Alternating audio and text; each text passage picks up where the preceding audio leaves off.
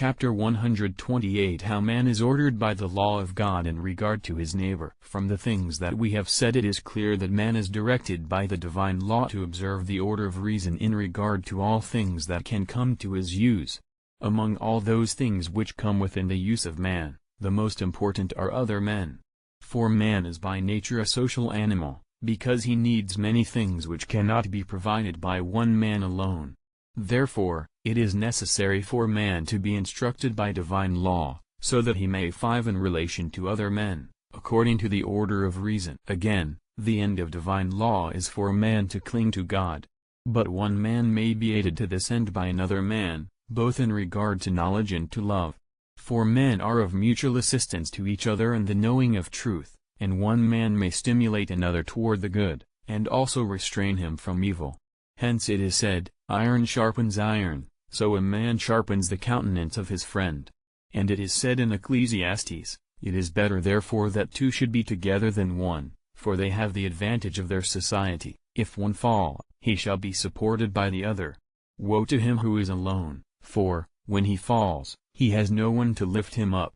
And if two lie together, they shall warm one another. How shall one alone be warmed? And if a man prevails against one, the two shall withstand him. Therefore, it was necessary for the society of men, and their mutual interrelations, to be ordered by divine law. Besides, divine law is a certain plan of divine providence for the purpose of governing men. Now, it is the function of divine providence to maintain the individuals subject to it under proper order, in such a way that each may take its proper place and level. Therefore, divine law so orders men in regard to each other that each man may keep his order. This is for men to be at peace with each other, for peace among men is nothing but ordered concord, as Augustine says. Moreover, whenever certain things are subordinated to another, they must be ordered in a manner concordant to each other, otherwise, they might hinder each other in the attaining of their common end.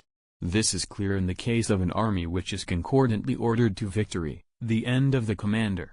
Now, each man is ordered to God by divine law, so there must be among men, according to divine law, an ordered concord, peace that is, so that they may not hinder each other. Hence it is said in the Psalm, Who hath placed peace in your borders? And the Lord said, These things I have spoken to you, that in me you may have peace. Now, an ordered concord is preserved among men when each man is given his due, for this is justice.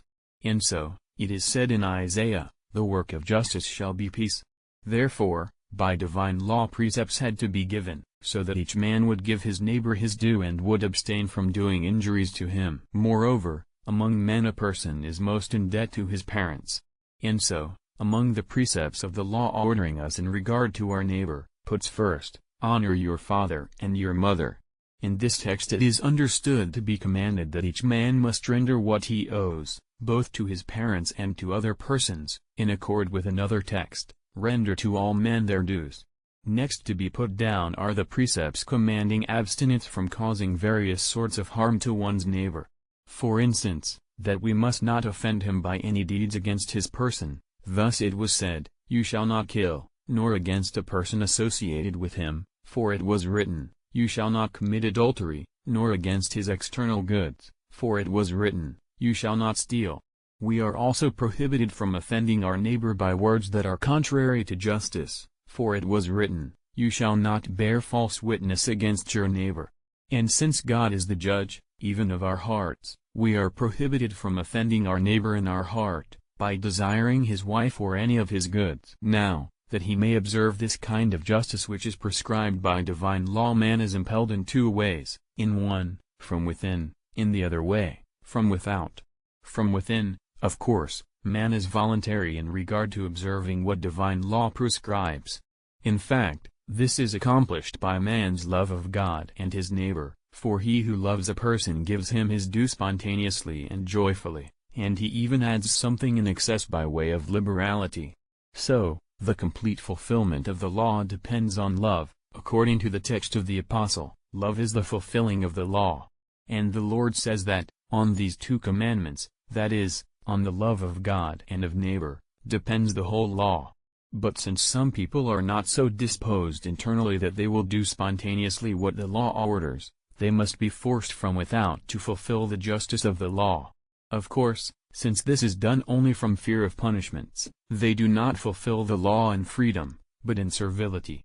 Hence it is said in Isaiah, "When you make your judgments on the earth, that is, by punishing the wicked, all the inhabitants of the world shall learn justice." The first, then, are a law unto themselves, for they have charity which impels them in place of law and makes them act with liberality. So, it was not necessary to promulgate an external law for their sake, but for the sake of those who are not inclined of themselves toward the good. Hence it is said in 1 Timothy, "The law is not made for the just man, but for the unjust." This should not be understood as if the just were not obliged to obey the law, as some have badly understood it, but that these people are inclined of themselves to do what is just, even without a law.